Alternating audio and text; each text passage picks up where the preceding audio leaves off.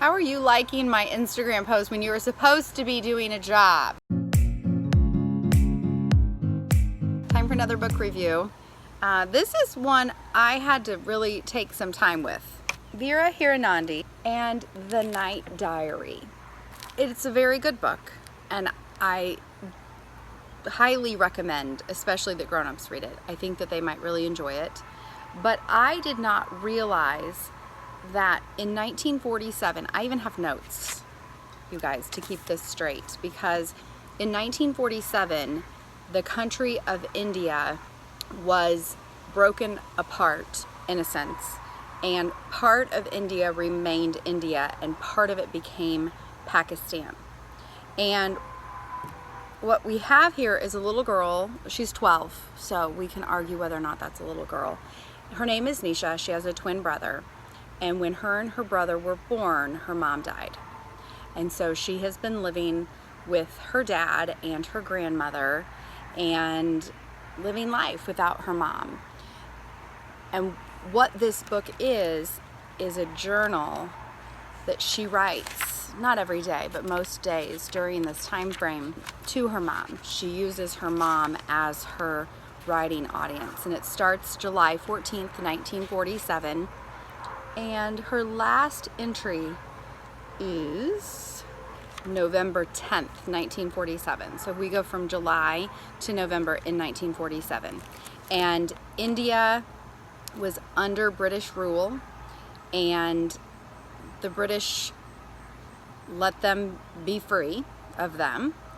And that is when it was decided there were two main religious groups in the country, and the Muslims and the Hindus. The crazy thing was that Nisha's mom had been Muslim and her father was Hindu. And so her identity in that gets very mixed up. She really struggles with who she is and this separation within her country, because where her and her father and brother and grandmother live is where the Hindus are allowed to live. Now that there is this divide, they are living in India, which is where the Hindus are to live, and they have to get out without being attacked or killed. And they have to get to what is now known as Pakistan, because that's where the Hindus are allowed to live. And her confusion is, but I am both. Because my mother was Muslim, because my father is Hindu, why can't we just make a home in what has always been her home? It's the only home that she knows. But unfortunately, that's not an option, because sometimes the world is crazy and grown-ups make things really, really hard. So they set out on this journey to find a new home in what is now Pakistan. And it is scary and it is tough. And there are quite a few books that I'm reading right now, again from the Rebecca Cotta list, that are dealing with this topic of refugees. This just seems to be really in the forefront of our news right now. Grown-ups are talking about immigrants. They're talking about people making these treks to get to different countries. We recently had a lot going on in a lot of our kid magazines that we read at school by Scholastic, where Syria refugees are a big topic for kids in the last few years. Now we're talking about refugees coming up from the south here in the United States, from Mexico or Guatemala, all the different countries down there.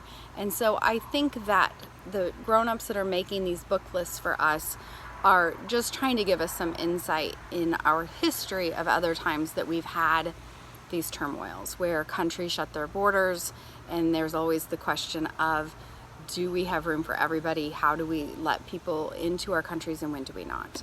So I like this book. I think it is probably a 3, even though I learned a lot, and that always gets a point, you guys, because if we can learn history without having to read social studies books and complete worksheets, I think that that's fantastic.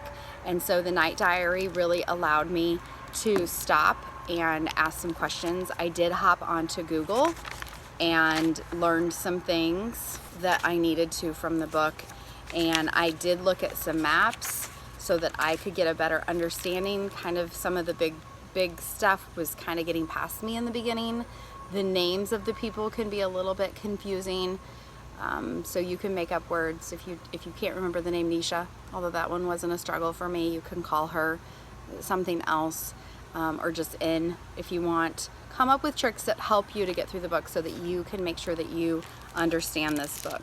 It is a 4.5 level book, which means that the vocabulary and the way that the author put the words together is really 4th grade, 5th month. So that part's not going to be too much of a struggle.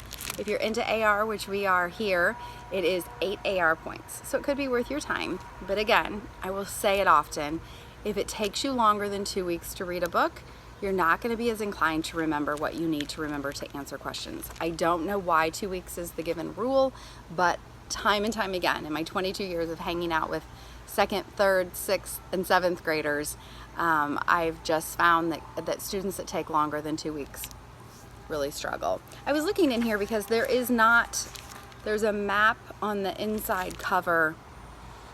You can see a little bit in the back cover here, but not a lot, and that's why I got on the internet. So I do rate this a 3-star. I do make this a grown-up recommended. If you are a grown-up watching today, thank you, and check this out, because even if the storyline doesn't get you, the reason I gave it a 3, I didn't say that part, is because it is in this journal form, and I don't not like that, but I got a little bit bored listening to her talk to her mom. I don't know, the format was difficult, I think, for me, but when the chapters got long, when her journal entries got long, that made it a little bit easier. Good book. I'm glad that I read it. 3-star, just because I didn't love the journal aspect of it, but remember, a 3-star for me is a solid book. Let me know when you've read it. Can't wait to hear. If you have any questions, let me know about the book, and I will see you next time. I just sent Charlie a text message to tell him that I'm done recording, if he could come out and wrap things up for me. And I'm being recorded on his phone. So the text message that says done just popped up. He doesn't have his phone. If I sit out here long enough with his phone, he'll come looking for it. I guess I'll do it myself.